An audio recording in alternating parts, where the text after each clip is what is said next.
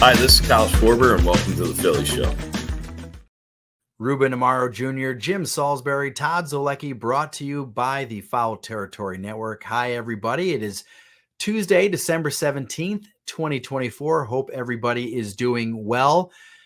The Phillies show last week was at the winter meetings in Dallas, Texas. The Phillies, on the first day of the winter meetings, made their only really significant move so far of the offseason when they signed right-hander Jordan Romano to a one-year, $8.5 million contract. Jordan was one of baseball's best closers from 2021 through 23 with the Toronto Blue Jays. He had an elbow injury last year, had arthroscopic surgery in July. He's back off the mound, though, throwing. The Phillies saw one of those bullpen sessions. They liked what they saw, and they're betting on Jordan to be a big piece to the back end of their bullpen in 2025 as they look to replace Jeff Hoffman and Carlos Estevez. And Jordan, of course, is betting big on himself on a one-year deal. So Ruben, Jim, and I spent some time on yesterday, with Jordan, talked to him about everything growing up a Blue Jays fan in Ontario as a native Canadian to pitching for his hometown team, why he's excited to come to Philadelphia, what he thinks he can bring to the table, and much more. Great guy. I think you guys will enjoy this. This episode brought to you by Shibe Vintage Sports. Holidays are almost here. There's still time to cross off everything you need to get for the sports fan on your list. Shibe has 4 locations: Center City, Wayne, Westchester. They have a new store in Ardmore. You can also go to shibesports.com. You use the Phillies, the promo code, the Phillies Show 15. The Phillies Show 15. You can get 15% off of everything in the store. So make sure to check that out. And of course, if you're watching us on YouTube, you can see I'm sporting the Phillies Show t-shirt by 47 brand. You can go to thephilliesshow.com and pick up a Phillies Show tee. Here he is, everybody, Jordan Romano. Jordan, thank you so much for coming on the Phillies Show. We really appreciate it. We know this is a super busy time of year for you, obviously signing with the Phillies and then, having to kind of figure out where you're going to live, all that stuff. But I got to ask you, the first thing I learned about you was last week at the winter meetings. You signed with the Phillies on Monday, and on Tuesday we have a manager availability in Dallas. And I say to Rob Thompson, I say, so how do you what's your reaction to getting Jordan Romano? And he goes, all right, first I got to stop you right here. In Canada, it's Romano. In Philly, it might be Romano, but in Canada, it's Romano. So in the interest of not butchering your last name all next season, how do you want to be pronounced? Yeah, so it's interesting. In Canada, we say our A's a little different. We enunciate a little differently. So yeah, in Canada, it's Romano. But I got down to the U.S. I started playing down here in 2011, and everyone says, Romano. I hear it all the time. So I just stopped correcting it, and now I even say like Romano down here. That's what I do. Like when I'm down here, but like when I'm with my boys and like family, it's Romano. So I mean, however you want to do it is cool with me. Whatever feels comfortable for you guys. Okay. Well, we're on the air, man. We got to get it right. I don't want to screw it up. So if your heart of hearts, how would you? Because people used to say Amaro for my name, and my name's Amaro. I say Amaro. So, and I'd rather have it be Amaro. So, how do you feel? All right, my parents say Romano, so let's do that. That's what they say. Grandparents Romano, so let's do that. I love that. Yeah, you gotta respect the parents and the grandparents and all of that. So, what's the last week been like for you since you signed with the Phillies? Let's start there. Yeah, it's been awesome actually. It happened pretty quick. I threw my first bullpen. Not this Friday, the Friday previous, and then after that, it was it was full go. I found out the Phillies were interested on the Saturday, and honestly, that's kind of where I wanted to go. Can't really say that when you're talking, but I was like, oh man, I want to come here. So yeah, we got the deal done on the Saturday, and then Sunday, I fly out to Philly, and then we do the physical there. On Monday. So everything checked out good. Everything looked good. And then, yeah, it became official. And then it was a lot of, calling the parents, family. They were super excited. And then kind of just everyone reaching out. Everyone's was really happy for me to, to go here, sign with a good team. So it's been actually a really cool week. I was going to ask, because you mentioned this on the Zoom call that you kind of wanted to come to Philly, but can you get into that a little bit more? Like why when the Phillies reached out, you were like, oh, let's make this happen. So I mean, unbelievable team, just the talent like I'm going to be surrounded with. But we played a 2-game series there. It was in May, and it was a midweek series. It was a 1 o'clock game, and I mean that place was packed, going crazy, And as an opposing player, it's tougher to pitch in those spots. And I was talking to a couple guys in the bullpen. I was like, this would be pretty awesome if we were on the home side here, just in that environment on I think it was like a Tuesday or Wednesday. Mm-hmm. So that was pretty cool. And I know the fans are super passionate. They have a high standard for performance. And honestly, like where I'm at now, that's all the things I'm looking for. Like I have a high standard of performance for myself, and I feel like it could, kind of hold you accountable sometimes to keep it going. And or else you might hear it, but right. I feel like I need that. So you had the surgery, Jordan, which listening to you speak last week sounds like it was just a kind of a cleanup.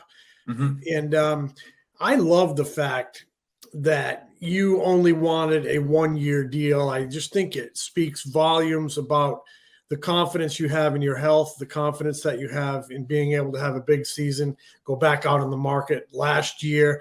And was there any doubt in your mind, like, that was the way you were going to go? And why did you feel so strongly about it? No, honestly, there was just how things were progressing, throwing, working out, how the body was feeling. I just felt like for myself, it was smart to do, a 1-year deal. I didn't really want to, lock anything in coming off just a frustrating, bad performance, hurt most of the year. And I know like when I'm healthy, what I'm capable of. So I really wanted to do the 1-year deal. Hopefully everything works out here and we could just keep it rolling in Philly. That's my goal, honestly. So yeah, I want to do the 1-year deal, prove myself, kind of show everyone I'm back healthy and what I can do out there. Jordan, I was just curious. So you had a progression, obviously. You didn't always pitch in the back end of the bullpen. Obviously in the major leagues you have. Tell me about your progression from when you first signed with Toronto and how that all happened. How did you get to the back end of the bullpen? Yeah. So, I didn't start pitching till pretty late, actually, just in high school in general. I think I started pitching full time at 18, and then JUCO was pretty tough. I didn't really know that much about pitching, had trouble throwing strikes. Just, I didn't know my delivery and stuff. And, then I got just kind of a little bit more refined along the way. Always had a pretty good arm. And then, yeah, with the Blue Jays, I mean, I was a starter pretty much my whole time there, right? And but it's funny. All my managers in the minors, I wanted to be in the bullpen. Like they knew it, and I would always ask them, like, guys, come on. Like I know starting, it's cool. Like let me back there, and they're like, no, you need to, keep starting. We can see if it works out. But then in AAA, finally got moved to the bullpen because I wasn't doing that well in AAA as a starter, honestly. And when I got to the bullpen, everything just kind of ticked up. Velo ticked up. I liked it a lot better because I could just kind of let it rip for a couple innings. I liked the intensity later in the games. I felt like that was more kind of me. And then, yeah, that just kind of progressed. Got the call in 2019 up to the big leagues. Didn't do that well, honestly. Like it was a little bit overwhelming. Hometown kid kind of getting up there, a lot of attention and stuff like that. But so after 2019, I really kind of, all right, what makes, these back end guys good? And I know they're like mental toughness. They do a lot of mental training. So I kind of started getting into that, meditation, a lot of reading, self-talk, just, I started training myself that way too. And I started noticing when I did that, the game started slowing down a little bit. I was a little bit more comfortable in the bigger moments. And yeah, that just kind of helped me progress into, being able to close out games. This holiday season, I want to give a gift to my loved ones that makes them feel special and unique. That gift is Storyworth. Here's how it works. Each week, Storyworth emails your loved one a thought-provoking question that you get to help pick. Things like, what's the bravest thing you've ever done? And what's the farthest you've ever traveled? All your loved one needs to do is respond with a story. Long or short, it doesn't matter. After that year of fun, Storyworth compiles those stories and photos into a beautiful keepsake hardcover book that you'll be able to share and revisit for generations to come. This is the perfect book to pass along at family gatherings or read with your kids. It is beautifully orchestrated by Storyworth, and that's why it has more than 35,000 five-star reviews on Trustpilot, with millions of stories preserved since they were founded over 10 years ago. With Storyworth, I'm giving those I love most a thoughtful personal gift from the heart and preserving their memories and stories for years to come. Go to storyworth.com/foul and save $10 on your first purchase. That's storyworth.com/foul to save $10 on your first purchase. Yeah, when you're closing, I mean, it seems like it's almost as much mental as physical. When you started diving into that stuff, what was the biggest thing you learned about the mental side of it? Yeah, you know what? I just learned kind of like what what emotions are, right? It's just a chemical response in the brain, like anxiety. No one really likes anxiety. It's a weird feeling, right? But I feel like I'm gonna have anxiety like before I get out there, and now I kind of love it. Like I use it as fuel. I use it as energy. So when the anxiety comes, it's kind of like, hey, this is me getting locked in. So I used to kind of run from it, those bad feelings, those like weird fight or flight feelings. But now I just kind of embrace them, and I really do kind of use it as fuel now instead of kind of being uncomfortable in those moments. Now, you were a catcher as a kid. Were you a catcher? Yeah. I was a catcher, but couldn't really hit that well, so I ended my dream. Somebody must have seen a little bit of this closer stuff, because didn't you close at Oral Roberts in college? Yeah, I did actually. I went to junior college, 2 pretty tough years, honestly. And then I always had, the tools though. I mean, I had the arm a little bit. Slider was starting to work, and then I got with a pitching coach, Sean Snedeker. He was like my first real pitching coach, so he tuned up the delivery and stuff. And then, I did close a little bit at Oral Roberts. I did kind of have that, starting there, but college and the big leagues it was a lot different. But I had a little bit of experience for sure. Yeah. But I read that, a big part of that transition for you was just, you've talked about the importance of breathing between pitches and the importance of focusing on the next pitch, to the point where I don't think you do anymore, but you used to kind of between pitches squat down and then pop right back up.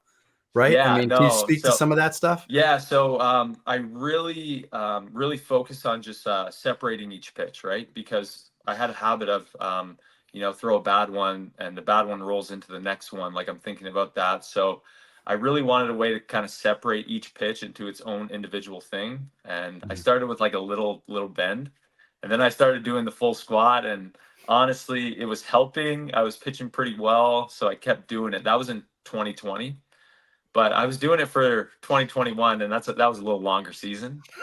And I go into the training room, I'm like, guys, like my hips are really tight, like my obliques are a little tight. Like, what do you think's going on? And they're like, well, you're squatting 100 times a day. So I was like, okay. So I kind of had to cut that out, because for 162, it was just a lot of squats.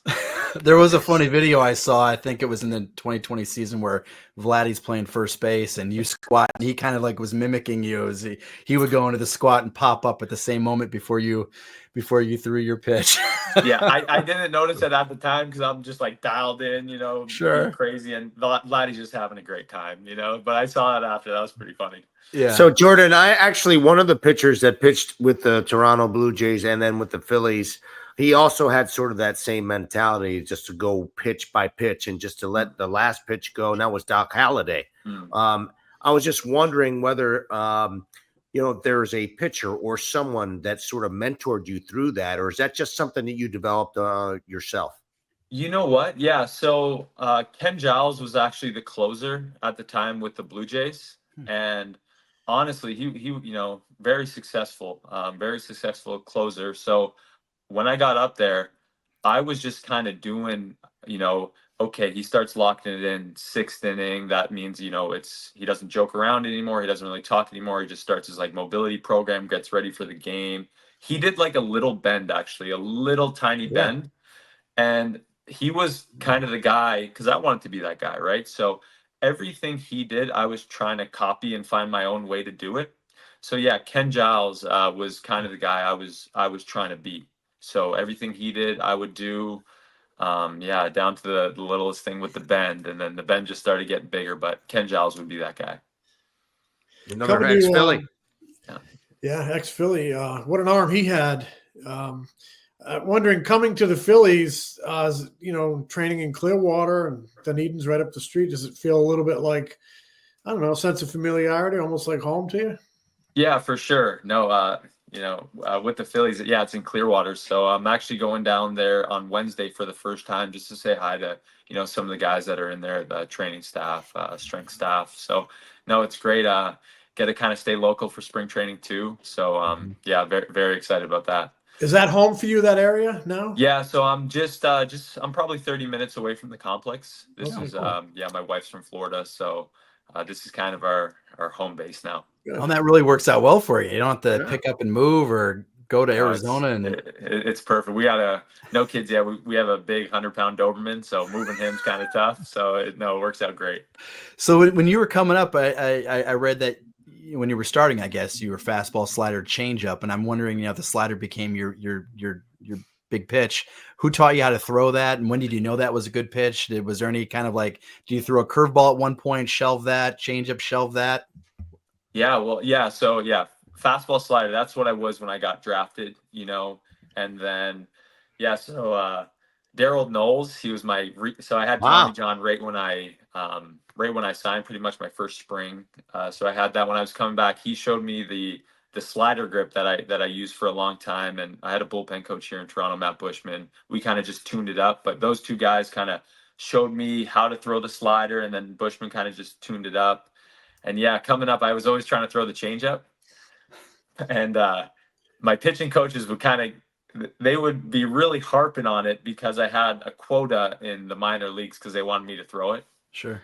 They say like, hey, you need to throw 15 or like 10%. And I'd be in the 5th inning and I hadn't thrown one yet. So I'd be pitching all right. Like I remember I pitched 6 innings. I don't think I gave up a run, like struck out quite a few. And I threw one changeup, and my pitching coach, Riggins, at the time, he's like, Jordan, you're going to get me fired. I was like, Ricky, man, I just went 6 scoreless. Come on. But that was always the fight. I was never comfortable with it, but they always wanted me to throw it. So, I was happy when I went to the bullpen. I could just scrap it and just work on my bread and butter. Just go fastball, slider. Yeah, absolutely. That's awesome. What do you, the Phillies are one of these teams that really doesn't anoint a closer, but a lot of times you can kind of figure it out by who they're using, hot hand, momentum, success, obviously. What have you been told about your role, and what would you like your role to be?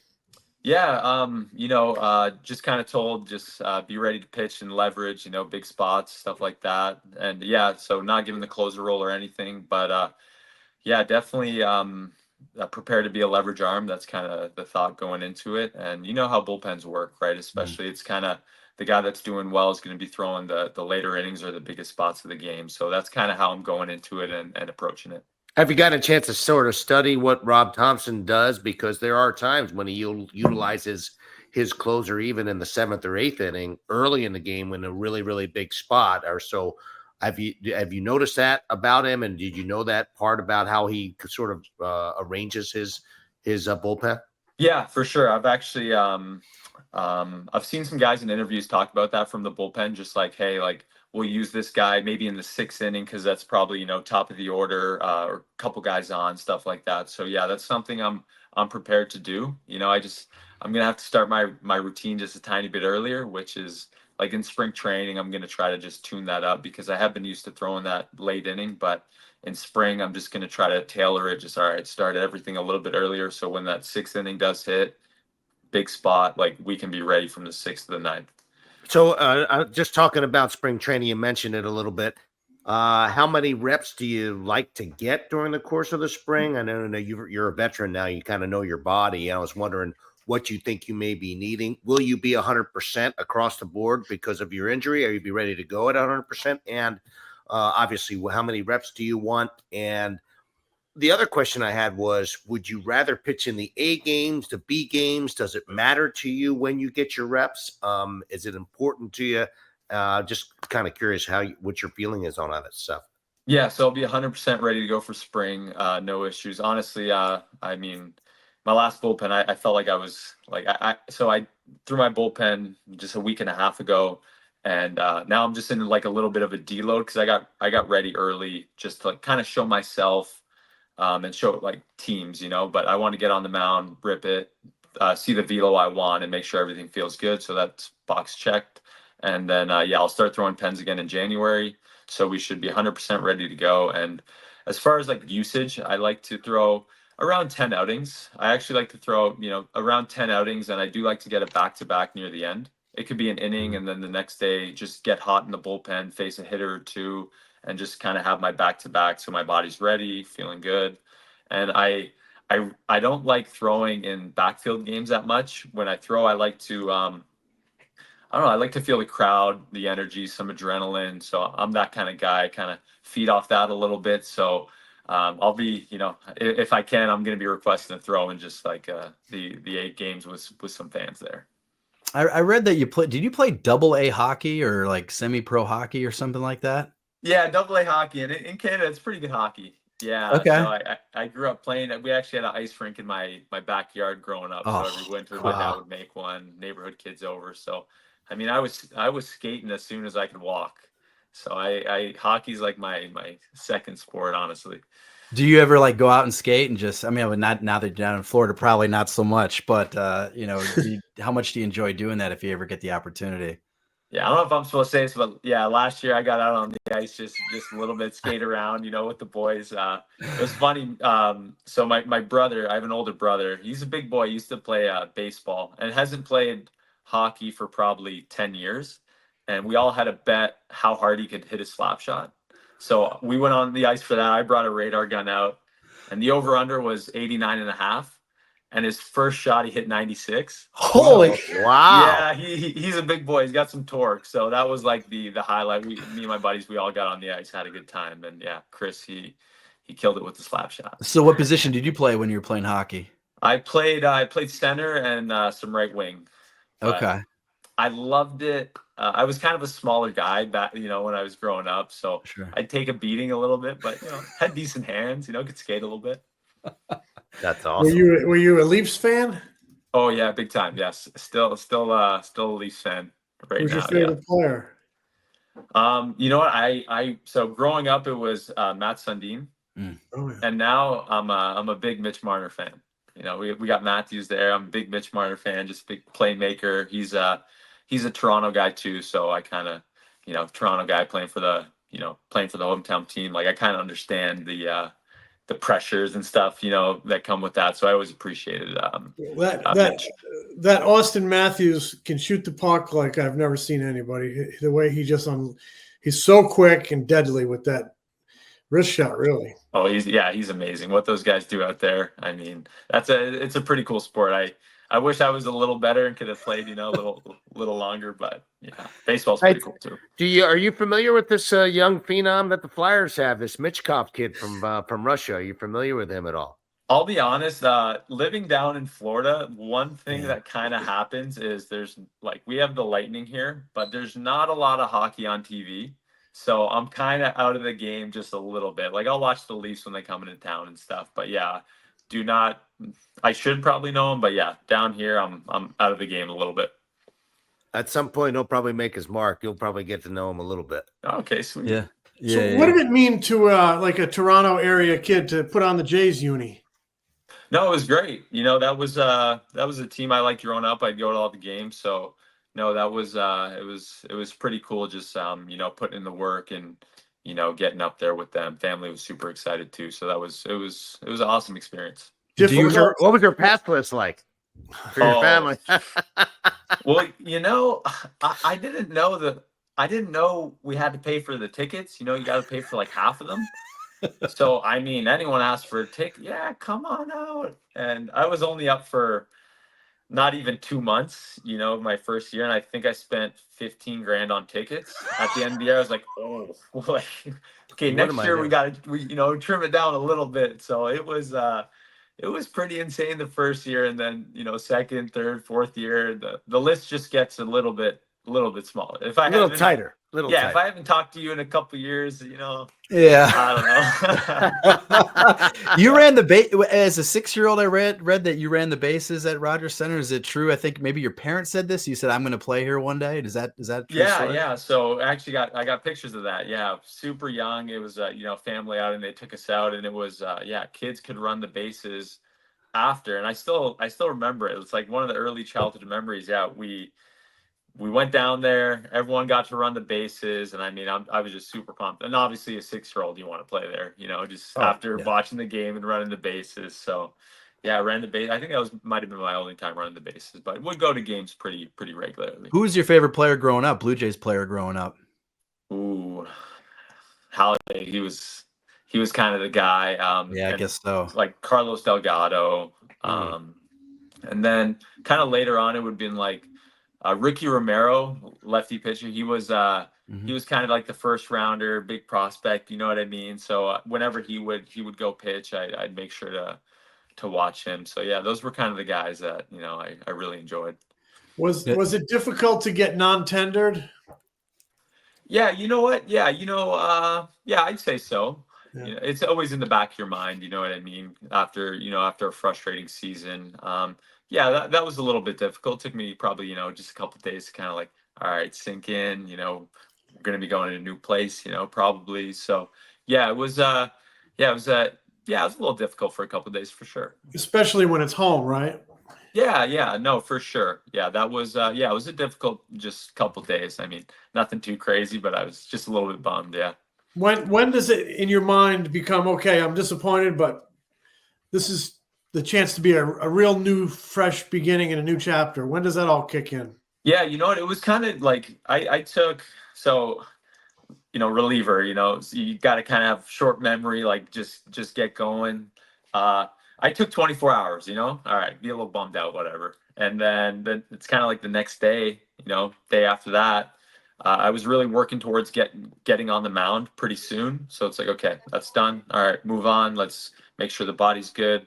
You know, keep your throwing up every day, and you know, let's get on the mound and feel good. So yeah, it was a pretty quick turnaround. I feel like I've had a ton of training for that, you know, just over the years. So made the transition a little easier, I think. Have any of It's a the pretty- players reached out to you? Have you talked to any guys on the team? Have you had any interaction? And did you know any of the players prior to signing with the Phillies? You know what? Very No, well. not yet. I'm going into the complex on Wednesday, and I think Nola's working out there. I think JT's going to be there too. So we're going to slowly start meeting some of the guys. You know, I've met a ton of the staff so far, just reaching out and stuff. So yeah, so Hoffman I know he's no longer. So Hoffman I was going through the list. I was like, okay, Hoffman, I knew him. He's not there. Castellanos, I actually I met him at Manoa's wedding last year. So he's kind of like the only guy I know a little bit. Okay. Yeah, I was going through the list. I was like, oh man, like I really don't know too many guys here. But I've been with a new team before with Texas. That was a little while ago, and it's just it's new kid at school, right? For the first week, you're just learning everyone's names and staff names and stuff, and then after that, it's pretty smooth. Well, we were talking a little bit briefly. You know, Matt Strom, one of your bullpen mates, is a huge, massive baseball card collector. He's got his own show, The Card Life, which is on like every RSN across the country. And you also collect baseball cards, right? Yep. Yeah. So I mean, you guys are going to have just tons to talk about, ripping boxes, ripping packs, and No, yeah, for sure. I can't wait to get into them with it. I started collecting a couple years ago, and I'm pretty into it, you know. So I like collecting all the guys that I've played with. So you know, I need to get a couple of his cards now, and all the boys I'm about to play with. And you said you have a Kevin Biggio one. Yeah, I just had one laying around here. I'll show you guys. Yeah, so Kevin, you know, a longtime teammate. So I got his 1 of 1 right here. I try to actually get. Wow. Yeah, I try to get all the guys I play with one of one, like depending on the set. You know what I Sure. mean? And I mean the Vladdy, expensive. Some of these boys get expensive. So some of these Phillies guys too. It might take me, a couple months to, get some of these cards. But no, I'm gonna try for the Phillies to get if they have a one of one, I'm gonna try to get it. Well, you know what Matt Strom does? He collects collects, I think it's rookie autos of guys who have homered against him in the big leagues. Wow. That's cool. That's funny.